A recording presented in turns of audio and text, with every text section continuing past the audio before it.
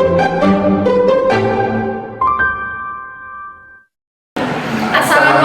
warahmatullahi wabarakatuh.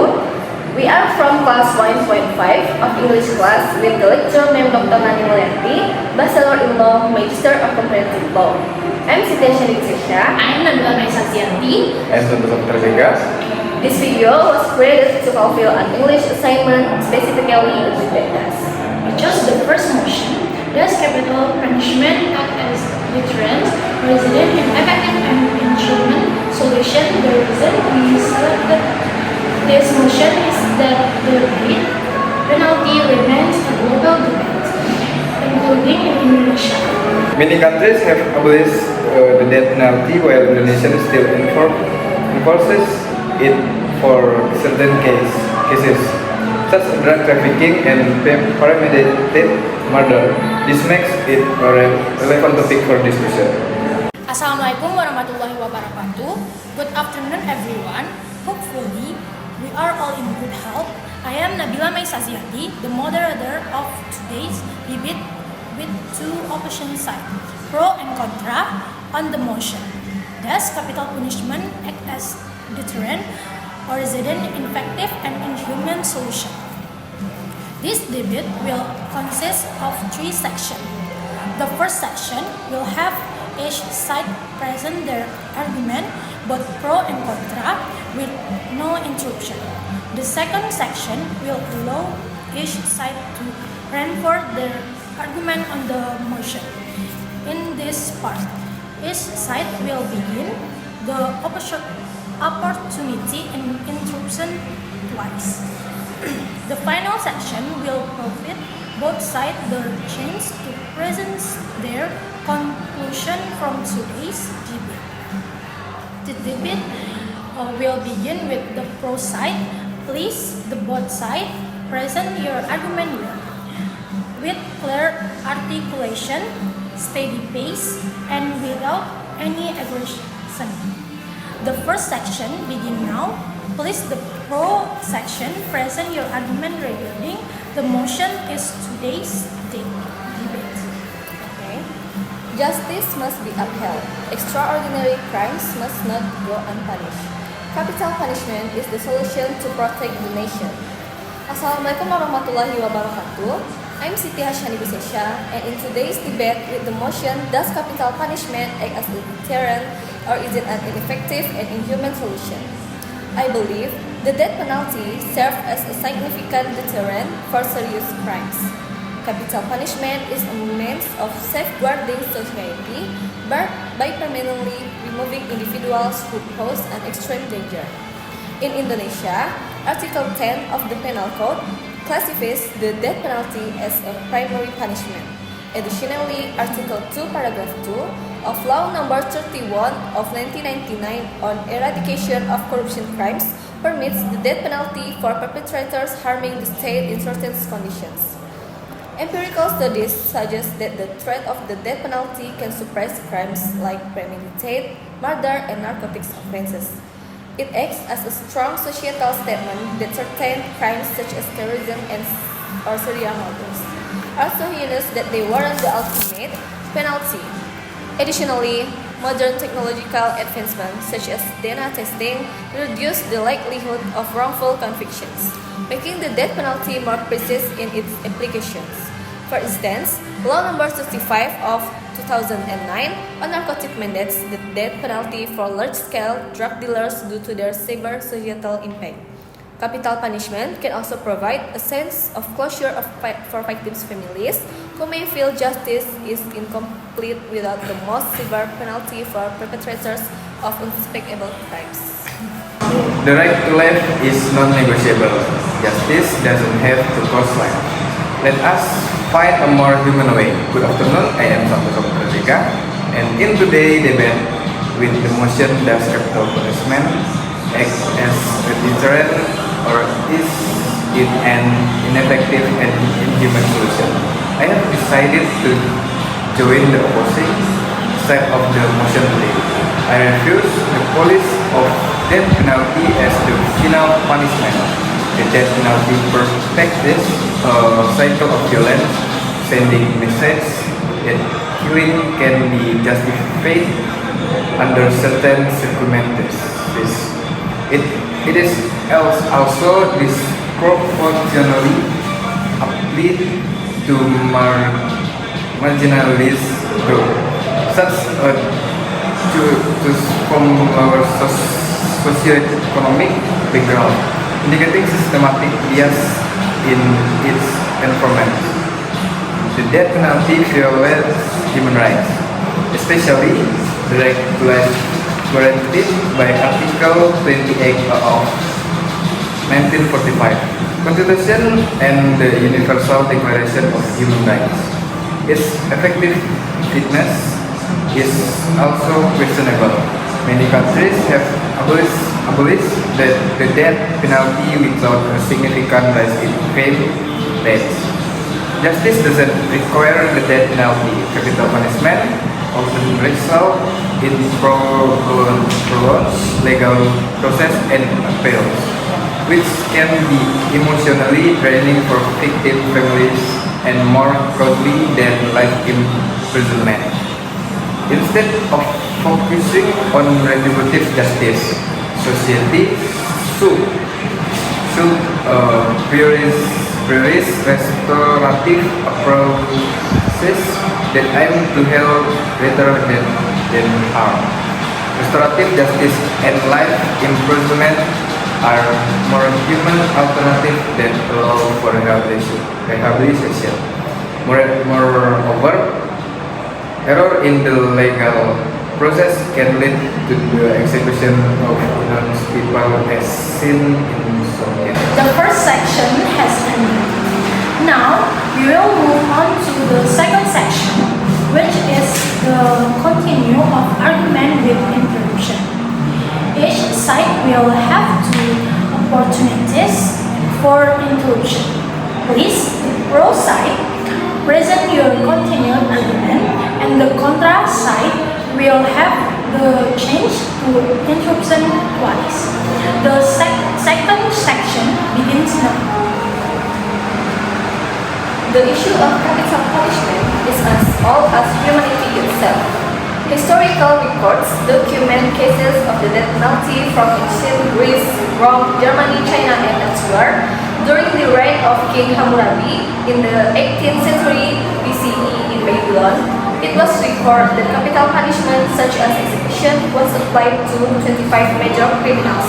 In the 7th century BCE, the death penalty was carried out in various ways, including crucifixion, drowning at sea, burning alive, stoning, impalement, being placed in the sea, being released into an area with wild animals such as lions, tigers, or venomous snakes, drinking poison, and so on.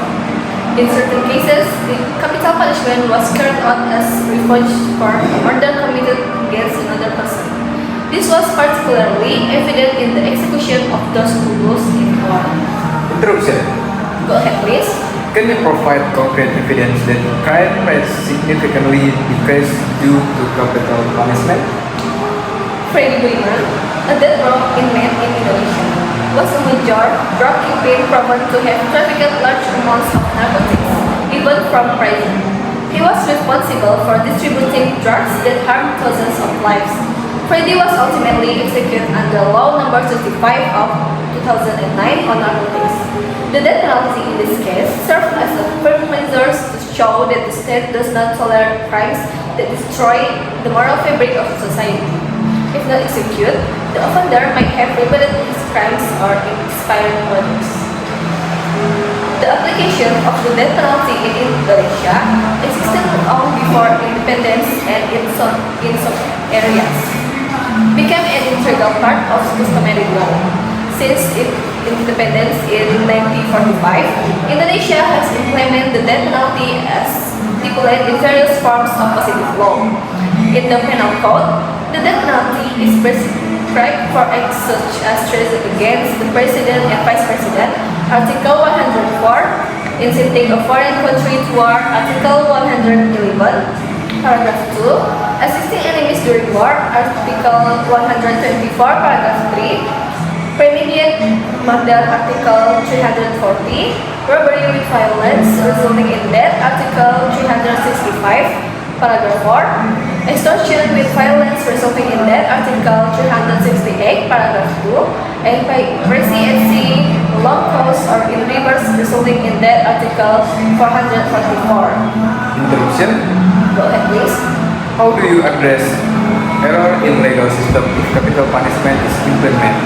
Can you guarantee 100% that the convicted are truly guilty?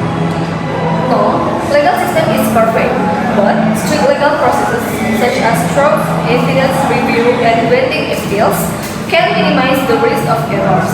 The main focus is to create a deterrent effect and protect society.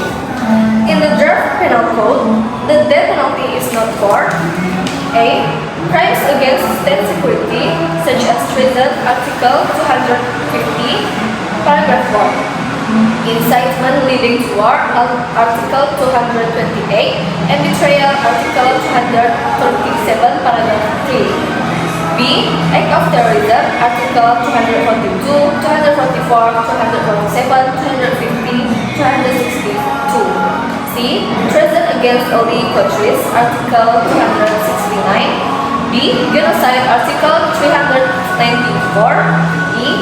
Crimes against humanity, Article 395. F.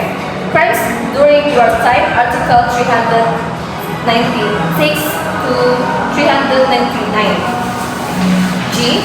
Narcotics-related offenses, Article 506, 508. H. Psychotropic drug offenses, Article 515. I. Premeditated murder, Article 572. And G. Corruption involving disaster relief funds, Article 684. The implementation of the death penalty in Indonesia goes beyond the creation of its legal provisions and includes enforcement, as evidences by various cases where the death penalty has been handed down by the Indonesian government or state. Please, the contra side, present your continuing argument, and the pro side, Please, the contra side, present your continuing argument, and the pro side will have the change to intro twice. The death penalty and its implementation are not in line with the spirit of the Second Amendment of the 1945 Constitution, Article 28I, paragraph 1, which states, the right to life, the right to not be tortured, the right to freedom of thought and conscience, the right to religion, the right not to be enslaved, the right to recognition as a person before the law, and the right not to be prosecuted under retroactive law, and human rights cannot be diminished under any circumstances. The death penalty is fundamentally opposite to the progress of global civilization today. Democratic countries view human rights as an indicator of advancement. The more civilized a nation is, the more it respects human rights. For them, the death penalty leads to various other human rights violations, such as cruel and inhuman psychological torture. This torture is actually experienced by convicts awaiting execution. This feeling incentive when the wait for execution is prolonged and uncertain. This very clearly contradicts the Anti-Torture Law Number 5 of 1998, where the Indonesian government ratified the Anti-Torture Convention. Interruption. Go ahead, please. You argue that the death penalty violates human rights. But how do you address the necessity of justice for victims of heinous crimes? Isn't the death penalty a necessary tool to ensure the most severe offenders cannot harm society again? Justice must be precise and fair, but the death penalty carries the irreversible rise of the wrongful conviction. Check the case of the Ryan Ferguson in the United States as an example. Although he was sentenced to 40 years in prison, note that his wrongful conviction for a murder he did not commit highlights the flaws in the justice system. If he had been sentenced to death, an irreversible mistake would have been made. This demonstrates why life improvement is a safer and more human alternative, ensuring justice while allowing for the correction of error. The death penalty is not always effective in reducing the number of offenders of preventing similar crimes. Only God Almighty has the authority to revoke someone's right to life. If someone commits a crime, they do not necessarily have to be sentenced to death. Instead, they should be rehabilitated to repent. What is needed in resolving various criminal cases in not revenge, but justice and forgiveness. Introduction. Go ahead, please. If serious offenders show no remorse, how is rehabilitation still relevant? How can justice be ensured for victims who have lost their lives? Life improvement ensures offenders stay incarcerated without posing a threat to society. Rehabilitation remains important to offer a chance for self-improvement. Justice for victims can be achieved through societal protection and respect for women. The second section has ended. Now, we will move on to the last section, which will convey the conclusion of each pro side and contra side. Please, the pro side, present your conclusion, and so to the contra side. The last section begins now. After reviewing the facts and arguments, it is clear that the death penalty is an effective measure to provide a deterrent effect, ensure justice for victims, and protect society from perpetrators of severe crimes who cannot be rehabilitated. With a strong legal foundation in Indonesia, the death penalty is not only legal but also necessary to reduce crime rates. Let us support the existence of the death penalty as a part of firm and fair legal foundation. From this discussion, we can conclude that the death penalty not only violates human rights but also has not been proven effective in reducing crime rates. Moreover, the rise of judicial error is too significant to overlook. Life improvement and restorative approaches are more human and just solution. We urge you to reject the death penalty and together support a legal system that is more just without violating fundamental human rights. That's all for our groups. Thank you for your attention. Assalamualaikum warahmatullahi wabarakatuh.